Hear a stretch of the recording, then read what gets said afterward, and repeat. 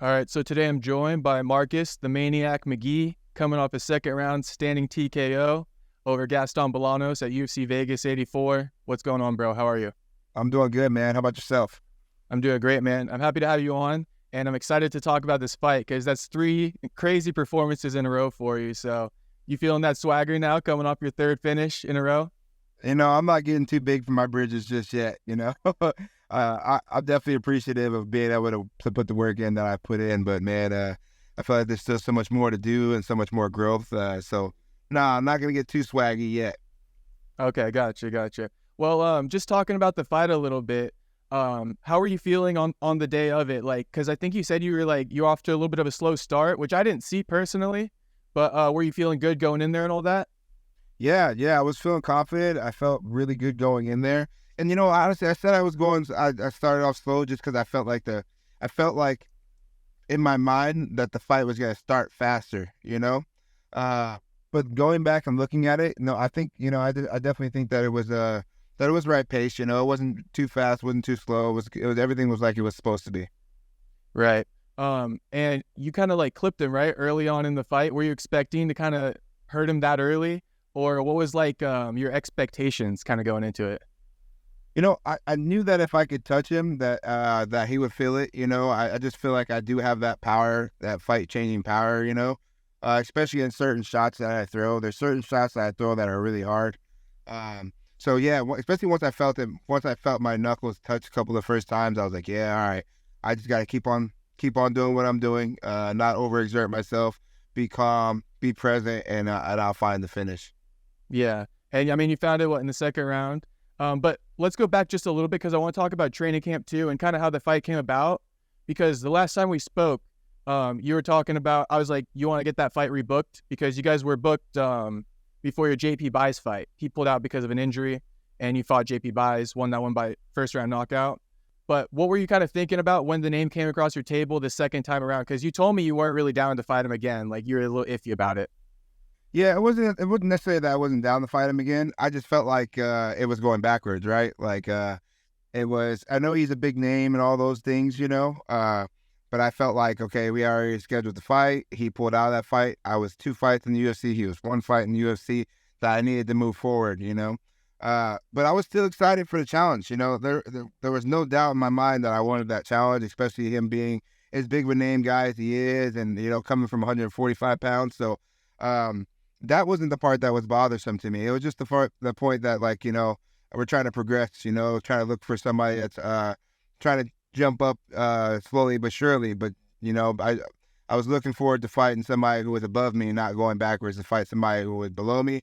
Not that he's below me, but like rankings-wise, they had him a little lower than me. And then after I performed that second time, I was like, man, maybe we'll keep moving forward. And then again, he moves forward and we'll rematch that fight up again then. But it didn't play out that way. It ended up playing out us getting back after it right away, which again was cool with me. It didn't bother me at all. I think we were just trying to think strategically how it was supposed to look at the beginning, Yeah. So you didn't struggle with any type of like motivation getting ready for it or anything? You're up for the fight from the second they gave it to you, pretty much. Absolutely. Yeah. It doesn't take much to motivate me. Yeah. Anyways, I'm already motivated. We're definitely trying to be smart. We're trying to be smart about our career and make good decisions. And he's a tough fight. It's not that I believe in myself and I believe that I can make things happen like that. But I didn't necessarily think that I was going to go down like he went down, and he's a tough fight. So again, I think that was in our mind, thinking like, okay, like set ourselves up correctly to keep moving up and keep on inching our way toward the top. But no, motivation for me is not an issue ever. I can fight an ant and still be motivated to train and to do the work that it needs because it's not about him. It wasn't about Gaston. And honestly, even after him, it's not about him. It's about me. It's about me growing as a fighter, my skill set growing. So that's where I was thinking. That's how I try to keep my mind state. Okay. Yeah, I saw you talking about that too in the post-fight press conference. And I think that's kind of the way to go. I was thinking about like, there's this topic that's kind of been on my mind lately about a lot of fighters taking short notice fights, just like to kind of get in good graces with the UFC, but then you got to also take your career seriously.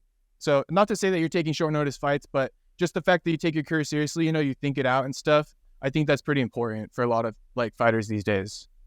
Agreed. Because whether you take short notice fights or you're trying to be a company man, you go on a losing streak for whatever reason, you're up out the UFC, and now you're back to the regional scenes and trying to figure it out. It's a hard, narrow road to play, So if you are going to take those short notice fights and you are going to be doing those things, it should be the fights you can win. You should feel confident in the fact that you can win these fights, that you're in shape, that you're ready to go, that you're at the best of your abilities. Because if not, you're putting yourself in a position where you're in a lose-lose. Because if you lose that fight, and then let's say you happen to get booked for another tough fight because now you have a loss, and you lose that fight, now we're in a tougher situation, So I definitely think that guys got to be smart about that, and trying to make the right decisions. And it's hard, right? We all want to fight. We all want to show that we're those guys. We all want to be like Cowboy Cerrone, show that we're ready to fight anytime, any place, anybody, anywhere. But it's like, all right, at a certain point, this is our career, this is our families, this is our livelihood, this is business, right? You gotta be businessman. 100%. Yeah. So, as far as like taking it seriously and all that, how seriously do you take your training camps? Like, are you like, you got the whole freaking schedule mapped out Monday through Friday or something, and then you got like recovery too that you got mapped out, and like diet and stuff? Just how far are you going with it? All of that. Yep, All of that. So Yeah. especially being in the UFC now and having more on my hands, there's more things that I can do. There's more people and more networking that I can do. So yeah, so nutrition's on point. I mean, especially so 8 to 6 weeks out from the fight, depending upon where we're at physically, I'm dialing everything in. I'm dialing my nutrition in. I'm dialing multiple training sessions in with strength training, strength and conditioning training involved in that as well. My whole training schedule Monday through Sunday, and then also recovery. So I go to Eminent Wellness out here. They have a lot of great recovery items there, so I'm able to use that. Also, any PT, physical therapy that I need as well. So that's a whole nother thing as well. So I try to be as vigilant as possible in all those areas. Okay. And how much are you like, what's your schedule? Like you said, Monday through Sunday you're training, or you got to have at least a couple recovery days, no? So Monday through Saturday I'm training. Sunday's my rest day, right? So I used to do an active rest, but yeah, I usually train 6 days a week, especially in camp. 6 days a week, 2 days or 2 times a day for the most part. Now, if need be, and there is anything going on, like I'm extra sore, I had extra hard training session or anything like that, I can absolutely pull back certain sessions.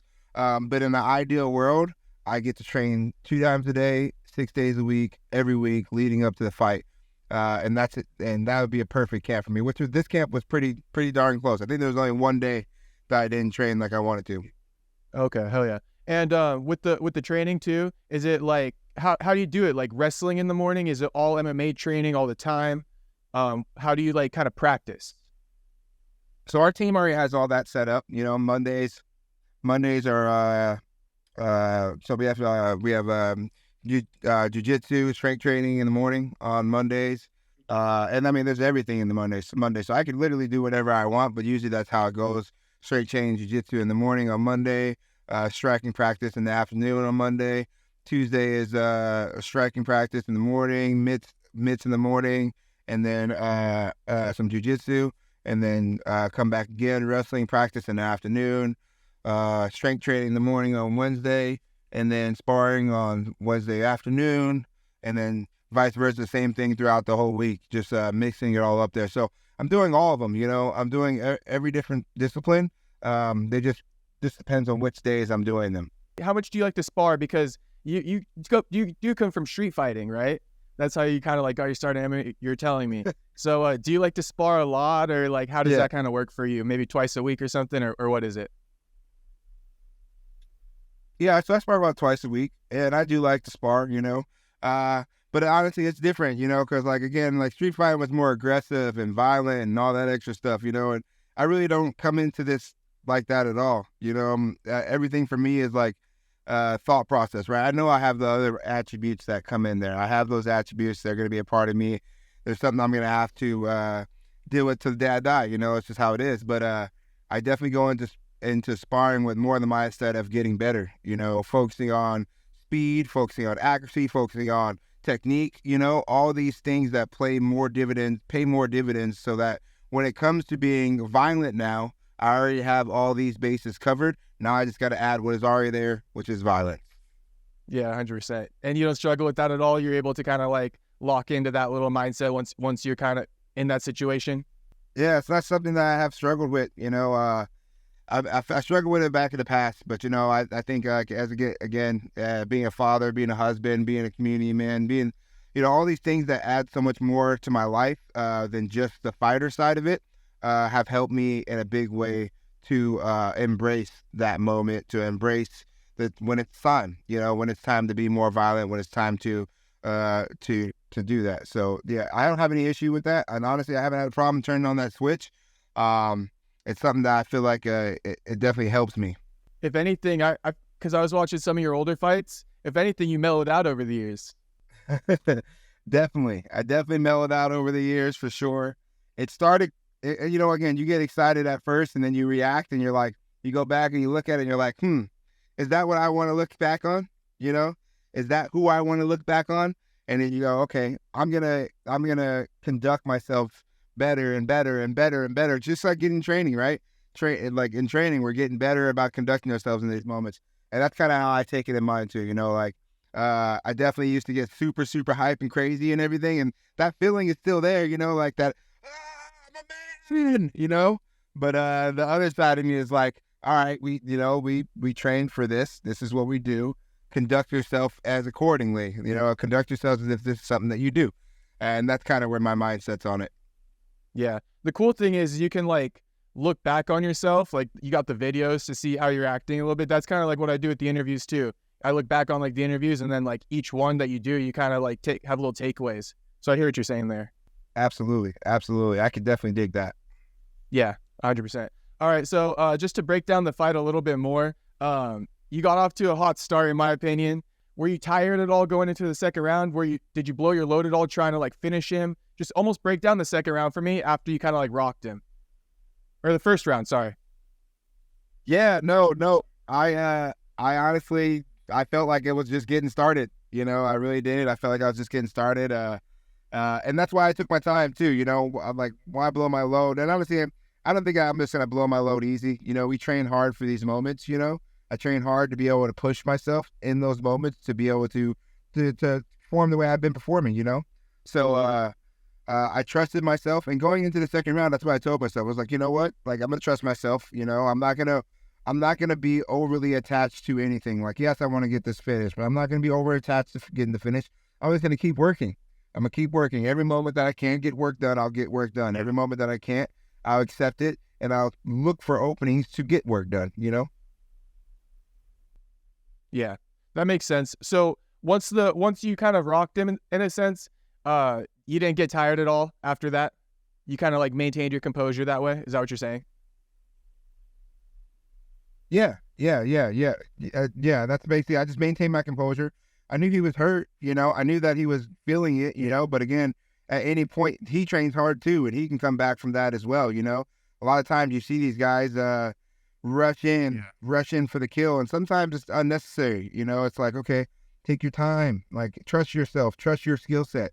And as far as fatigue, I didn't feel any fatigue at all, mostly just wanted to make sure that I was making smart decisions. Gotcha. And then so he came out for you in that second round, bro. I don't know if you picked up on it, but I was watching and I'm like, oh shit, Gaston is like, he's trying to kill this guy now. He was like ready for a war with you, bro. And you still got that finish, which is sick. So can you almost break down that second round a little bit, like getting that spinning kick and all that? Yeah, I kind of came out that same mentality in the second. I was like, all right, man, like we're gonna start put the metal to the pedal on this one. I wanted to start landing shots right away. I wanted to get busy right away. I just felt like we didn't fight as much like I planned to in the first round, and I felt like it was a good filling out series. And we landed some shots and did some stuff. But I was like, man, let's turn it up in this second round. And we put training in and we worked hard for this. I don't want to leave any stone unturned in this cage. So I did feel his energy, but I felt like I was reciprocating that energy, So we both looked across the cage and were like, yeah, all right, let's go. Yeah, and that's what makes the best fights is when you guys both kind of like match that same energy. Like I think what was it? The Pereira Prohaska where they're matching each other's energy before the fight, just facing off.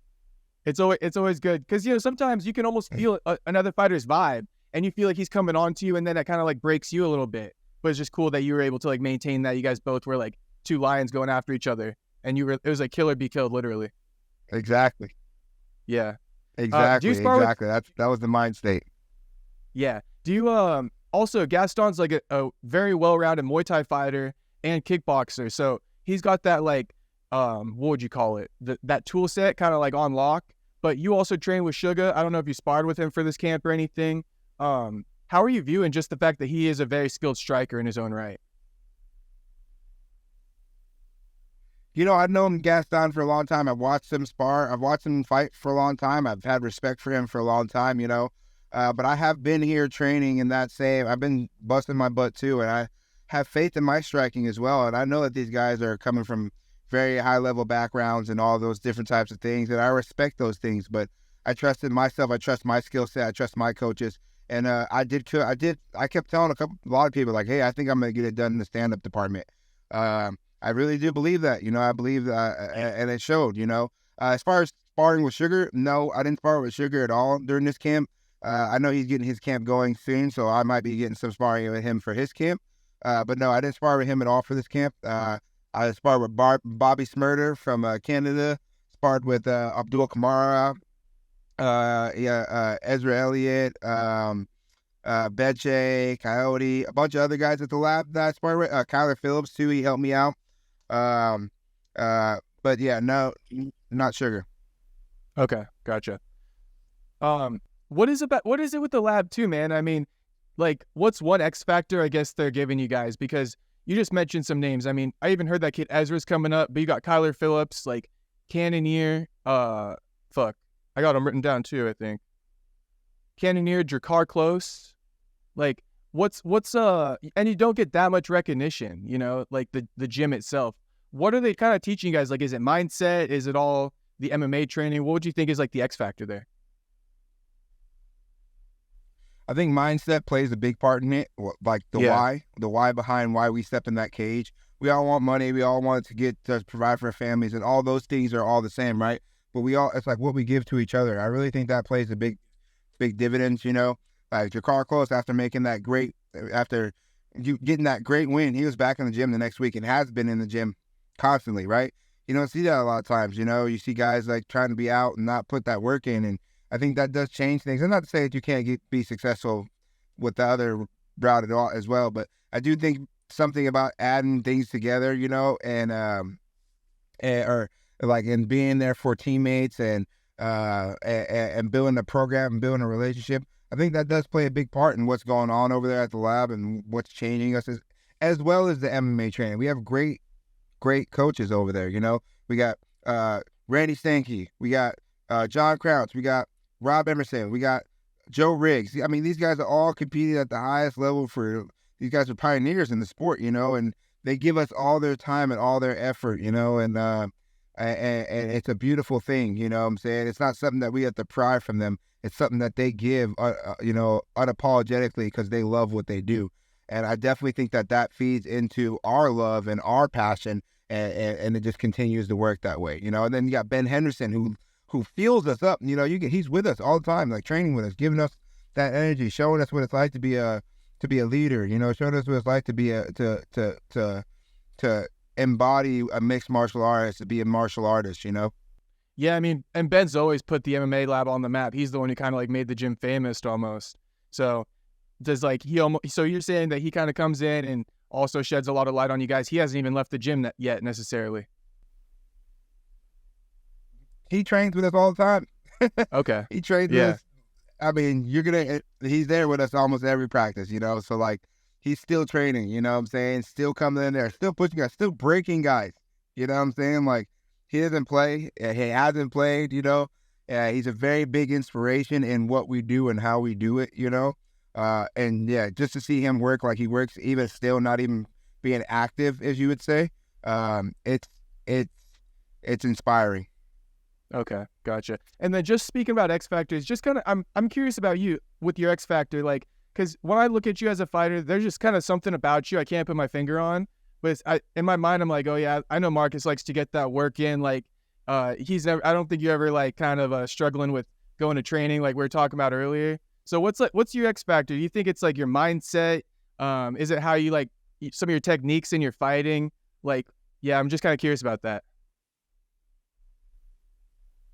Yeah, I definitely think the mindset plays a big part in it, but also the mindset that I take with me to training as well, that I've acquired through a long time of being around great men who have done the same thing. I really got to give it all up to them. Because man, they inspire me so much, and they have inspired me throughout the years. And it's built so much. And then on top of that, my relationship with God. Like He gives us breath every single day. And it's like, what we do with that breath every day is like honoring Him or dishonoring Him, and not to say I'm perfect. I make mistakes all the time, but the closer I get to Him, the more I focus on Him and honoring the gift that He's giving me, it makes it so much easier to get up and get after it. It makes it so, even stepping in the cage, like I understand I can get hurt. I understand that this is violent. I understand that all these different things, but it's like, I am blessed with grace to do this, and I don't know how many more times it's going to be. Maybe that was the last time. Maybe, I don't know how many more times it's going to be. So walking in that type of path really just dials me into being free. Like I'm free from all the outcomes, right? Everyone's so focused on outcomes. I'm free from those outcomes because I'm not focused on outcomes. I'm focused on being grateful with everything I've been gifted every day. And I really think that changes things for me. Yeah, I agree with that 100%. Kind of like to compare like someone like myself to that a little bit. Like I almost got more grateful because I'll tell you, like with doing the interviews and my like Perry Punch account, like I quit working and shit like that a little while ago, so I've been grinding at it. And that almost made me more grateful. Did you feel like that when you stopped working at the Weed Grow, that like you almost got more grateful the more you dived into it? Absolutely. I was grateful Yeah. for them severing me. I was grateful to be able to show up to practice and train. I was grateful to go through all the heartaches. I was grateful to all the down points, all the moments where I felt like, man, where am I going with this? What's going on? Am I doing right by my family? I was grateful for all of it. And I'm grateful now for it all too, because it built something in me that no one could take away. UFC, Bellator, anything I do for the rest of my life, right? Like no one's gonna be able to take away the things that have been built inside of me through this journey, Yeah, 100%. And like I don't know, something about the pressure kind of that like you put on yourself, it forces you to be grateful. You can't take things for granted. You got to be grateful for your opportunities to like go and pursue your dreams essentially. Absolutely. You put so much effort in. What if you're not grateful for it? That's why you decide to quit. It's so much easier to quit when you lose your grace, when you lose your gratefulness or thankfulness, because a lot of people never get a chance to take that step, and if you've taken that step, be grateful for the fact that you've taken that step. There's going to be losses, there's going to be learns, but that's something that we should be grateful too, because as long as you can learn from your losses, wins, whatever it is, as long as you're learning and growing from every single one of them that come past you, there is no loss, I really believe that. And just use that to get better. Nobody has like a straight fucking line up to success. So if you do have a speed bump, just use that to get better. Yeah, absolutely, man. Absolutely. And it's inevitably going to make you do it anyways. So you get to choose, you could use it to make you get salty, or you could use it to make you get better. I feel like the latter is probably the better. Yeah, 100%. So I had a couple more for you. Just because we only have like 5 minutes left. So let me just speed it up as far as these last few questions I got for you. Oh yeah. So I guess the first one would be, you got your third 50K bonus. Is that right? Or your second? Third. Yeah. Third. Damn, bro. That shit's crazy. You're telling me it hasn't hit the account yet, so, theoretically speaking, it's not here, but yeah, you're telling me, bro, like, again, I give it all, I put it in his hands, and what he does with it is amazing, man. You know what I'm saying? Like literally, I told myself, even walking into that cage, a lot of people aren't thinking those type of things, but I just said, Lord, I put it in your hands, everything. I'm thankful. I'm grateful for all of this, you know. I'm not going to focus on these tangible things. I'm going to focus on you. And, man, 3 50K bonuses. What? That's just crazy. I don't know what to say, man. I guess you got to buy your kids some more shoes now. And yourself. No, that's that. Nah. No, I'm not doing that again. You know, that was a one-time thing. Gotcha. But in case he's watching this, he knows he can't get any shoes. I do have I do have a couple things that I have to do around the house, though. Like we've been used. I have to repair one of my bathrooms. I got some other things I gotta do. So no shoes for the kids, you know. Plus, honestly, I realized pretty quickly how uncomfortable these things are, you know. Like, yeah, I'm like, man, I'll just give me some Vans. Honestly, I want to get some those New Balance skateboarding shoes. So hopefully I can get some of those, you know, and maybe not spend $300. Yeah, get some New Balances. Those are always tight. You just got to get the right one. Exactly. See, yeah, that's what I'm talking about. Yeah, I spend $60. I can get 5 pairs of those, you know. Exactly. At most, it's like 100, but I know what you're talking about. Some of those Supreme shoes and shit, they're like $500. Makes you not even want to wear it. Bro, straight up. The Jordans I got, the ones that I got the 4s, the Thunders, and they were $320 for those. And then, which I guess that's not even that crazy, but for me, I was like, $320? Oh my God, I can't do that, no. And then my son got the Supreme Forces. And his were about $250 or $220, and my daughter got the same thing. I was like, man, this is dope. I appreciate this, right? And then I let it pass. Yeah.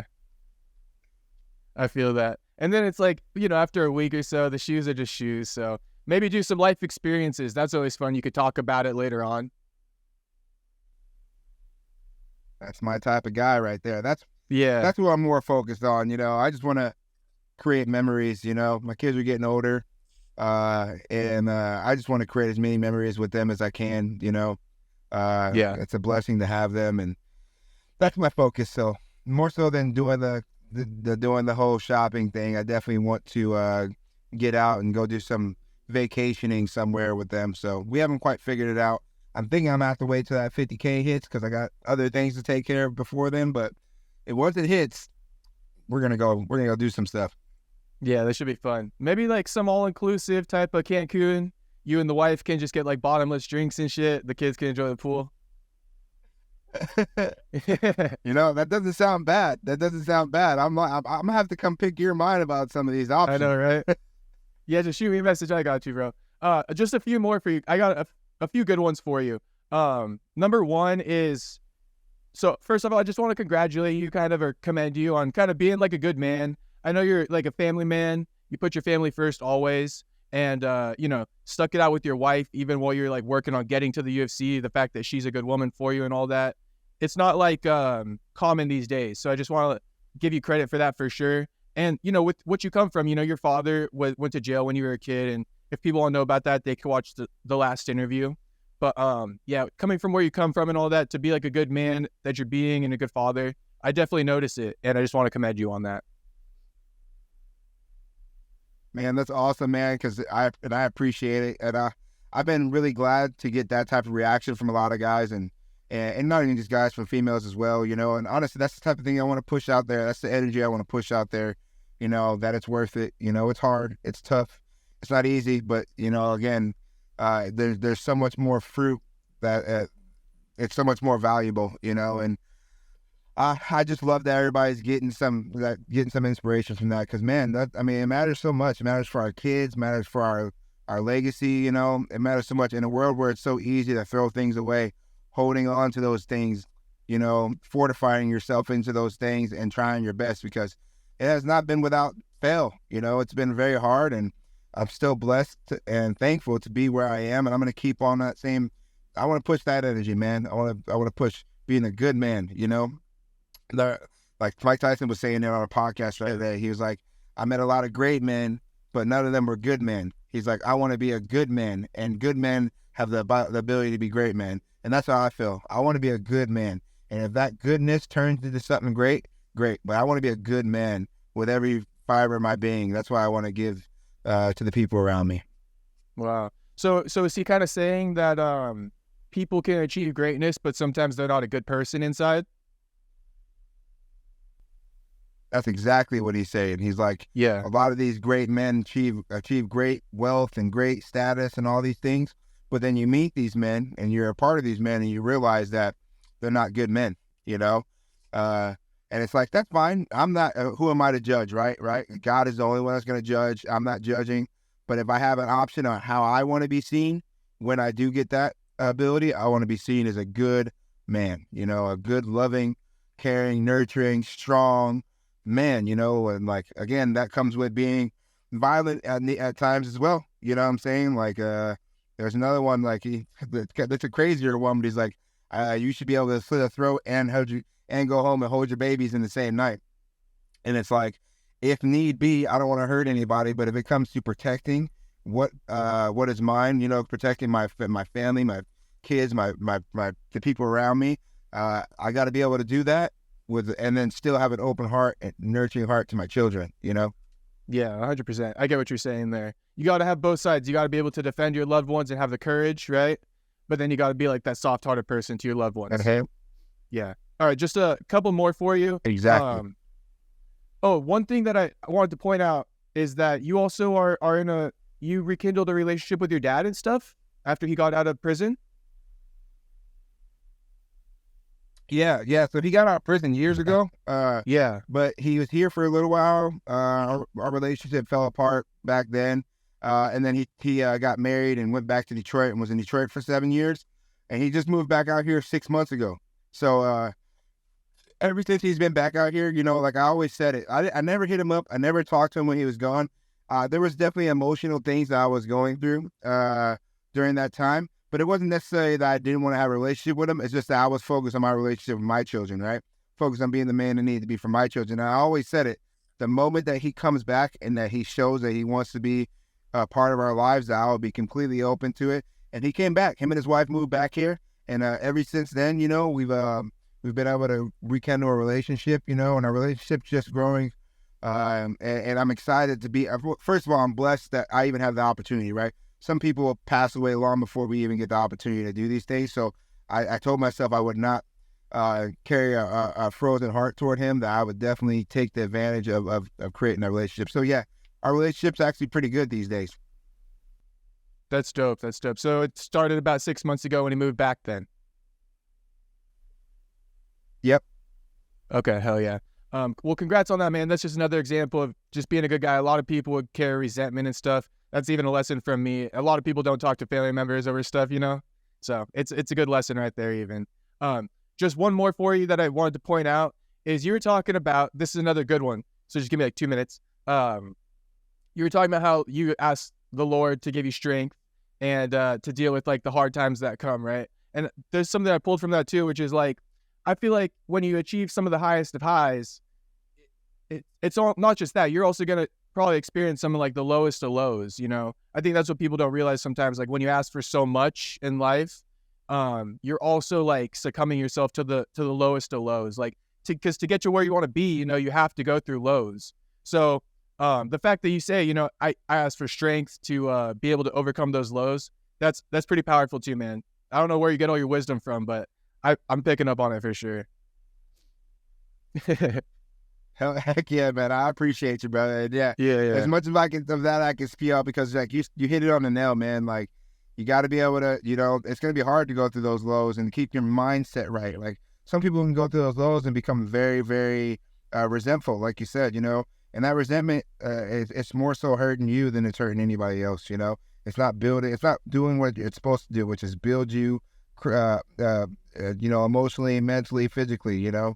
And I definitely think that when you do that and you look at it and you go into that type of mind state, you'll just get change. You'll get the right type of change too, you know, because like you said, lows, highs. I've been through a lot of lows, you know, and I'm not going to sit here and act as though like that's it for me. You know, in this sport in particular, there's a lot of high highs and a lot of low lows. That's why I don't necessarily like, it's been great that I've been able to achieve what I've been able to achieve. And I do appreciate it in the moment, but just as that went away 2 weeks ago, that moment went away with it too. I'm not going to ride a crazy high and be high for a long time. I'm not going to stay low for a long time. I'm going to stay right there in that middle because, you know, who knows what life's got to hand for us. And we should appreciate the times that we're in, but also just know that, hey, more times are coming ahead of us, and we got to keep our minds right throughout all of it, you know? So I hope that there's not too many more downtimes, but, you know, if they are, I pray that I have the strength to just be able to withstand that and keep the same heart, right? Be a good man. Be focused on family. Yeah, 100%. So for all the people listening out there, that's a free game from Marcus right there. All right, rapid fire, just a few for you. I want to know when you want to fight next, if you want to fight in front of a crowd, and then your boy Suga won the title. You predicted it, so you predicted he would knock him out, and he did that. So just if you could go rapid fire on those three. Rapid fire, April for a fight, but it's looking like it'll probably be later than that, but April. Okay. And then what was the second one? I think Suge gets it done again. Okay. In the March fight. Even though I know Chito's tough, super tough, you know, I'm gonna predict that Suge gets it done again. And then what was the other one? Oh, if you want to fight in front of a crowd. Absolutely want to fight in front of a crowd. So that'd be exciting. I'll be looking forward to doing that. So hopefully, honestly, it'd be cool to fight in front of Arizona. That'd be dope. So, you know, maybe the UFC comes back to AZ and I get to do that too. But yeah, I'd love to fight in front of a crowd. Okay. Yeah, that'd be tight. Get you in front of a crowd for sure. O'Malley and Chito, what do you see with that fight? Like, you think that it's going to be a close fight? Has Sean massively improved since his last fight? Just quick thoughts on that fight. I think that Sean has vastly improved. I think that he will be out on the lookout for the things that Chito does very well. But I do think it's going to be a tough fight. And the reason is these guys are at the top of the level for a reason, top of the game. Chito's a very dangerous opponent, you know, very dangerous. He's dangerous all 5 rounds. So I definitely, I can see Sugar getting the finish because he can find those, you know. Sugar finds those. It's not that it's not these things that are happening on accident. He finds those finishes, right? And he absolutely can. But that being said, I can see it going 5 rounds too. I do think Suge gets the win though. Okay. And with how much, because I've also noticed Suga kind of like his leg kicks defense is almost like perfect these days. So do you think Chito's gonna be able to get any leg kicks on Suga? I do think he's gonna land a couple. Okay. That being said, I do think that they're not gonna be as detrimental as the one that landed in their previous fight, right? Yeah. But you know, Chito finds those leg kicks very well. He finds those leg kicks really very well. I do think that he's going to end up getting caught for those, though. You know, if he overexerts himself and he's overly looking for those leg kicks, I definitely think that would be his downfall. You know, we got to mix it up. He's going to have to mix those in there. It can't just be the focus, you know, especially because, again, Suge's defense on that has jumped. And it was great back then, but it's jumped. He's evolving still, you know, he's evolving. And I definitely think that Tito's going to have to bring a fully mixed skill set to get him out of there. Okay, for sure, man.